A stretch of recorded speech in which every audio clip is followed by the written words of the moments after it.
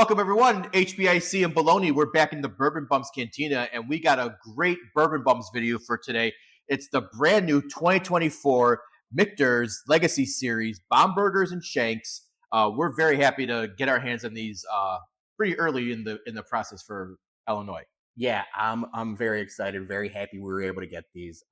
Some of the two of the bottles I look forward to every year, ever since we were able to get a couple of them. I think my first one was 2021. But I look forward to these things every year, and I'm excited to dive into them. As you can tell, me, you, a couple other friends were able to have a little bit of these bottles, so we're well rounded in them, and we're excited to share our findings, if you will. Yep. So we're going to start with the Shenks here. That's, like I said, 2024 release. This one checks in at 91.2 proof. So anyone's familiar with Michters, they always have like the lower barrel entry point. So yeah, this the 91.2 is pretty standard for them. And then this one, some notes. It's their sour mash rye whiskey that has been aged in French oak, sourced from the Vasquez region of France, before being naturally air dried and seasoned for 24 months and being toasted to our specifications. And it says they use unique grains in this recipe, malted rye, caramel malt. So it gives it nice complexity to it. So yeah, let's dive into this for the 2024 Shenks. I nosed it while you were talking, and we had it, a good amount of it last weekend. I get a lot of like butterscotch and caramel, almost like a Werther's original. Yeah. Very nice, very pleasant to nose. And we should note that I used to do the pop and bottle series and pop it and get my reaction. These we let air out and we taste it a little bit. So, we try to get more of the notes on this one now. But yeah, cheers. Let's do this. Dive in. The first thing I noticed, even when we popped the bottle, there's like a really coating mouthfeel to it. Yeah. It's viscous. I don't know if it'll translate, but look at this glass. There's legs to it. It's legs for days on this one. And it just coats the mouth immediately. The butterscotch is there that I talked about in the nose. The caramel is there. There's no real like fruit to it, or at least not that I get. But there's just a little bit of like black pepper and like the classic baking spice finish right at the end.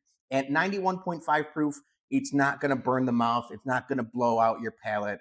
It's really good. It's simple, but I don't want to say simple is in a bad thing. It's really good for what it is, like a caramel butterscotch bomb. People say less is more, and for this, I think less is more with this, because it's great in nose, great in the palate right away, and the finish ain't harsh at all. Yeah, definitely you nailed it with the notes on there. Nice sipper on that. Yeah, I mean, we talk a lot about summer whiskeys, and obviously we're going into the fall. It's almost football season. But this would be great, just like even on a hot day where you don't want to have something like super high proof or anything like that.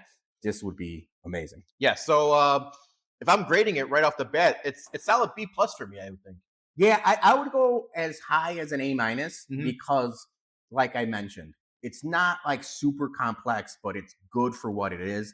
And a lot of the times, especially you and I who have big different collections, sometimes you just want to go for like a tried and true. Hey, I know what this tastes like. I know what the flavor profile is. Let me just grab a drink of it. Some people might be hating on it because it's 91 proof, but don't. It's great for what it is. And, if you come across it, highly recommend as a purchase on this. This is the Legacy series for Michters is always, like a lights out in my opinion. So, all right.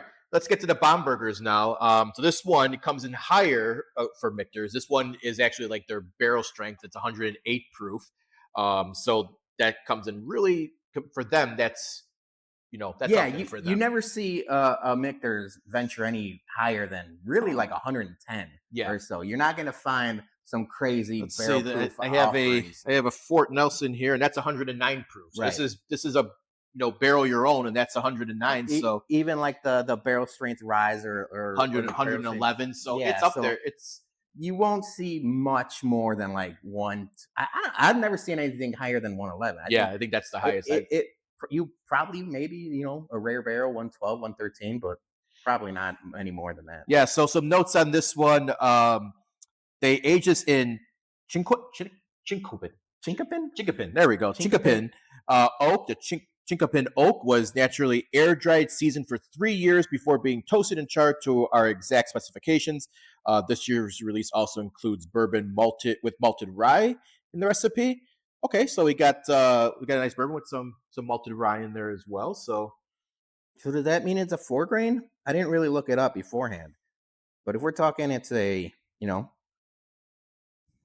yeah, you know what? It might be a 4-grain. Is it? I don't know. You tell us in the comments. Yeah, if that would make sense if they're using malted rye in here. So let's see. Noses. Oh no, it could just be. Could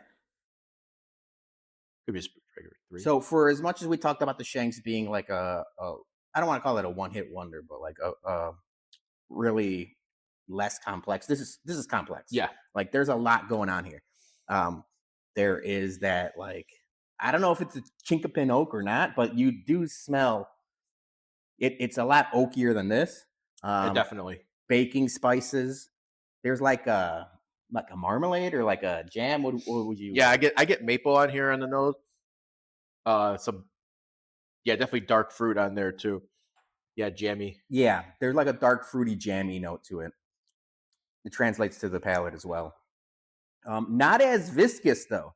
For 108 proof compared to 91, this thing is like coaty and velvety. While this, it's good. It's not a bad mouthfeel, but it's not like, it doesn't like envelop your mouth like the Shenks does. No, that is correct on that one. Yeah, this is nice. A little spice on there, some sweetness to it as well. Yeah, very very good. So, just smacking my lips. Oak, marmalade, baking spice, pepper. There is some like not grapey fruits, but darker red fruits to it. That is it's a lot going on. It's a lot going on in that, which is good.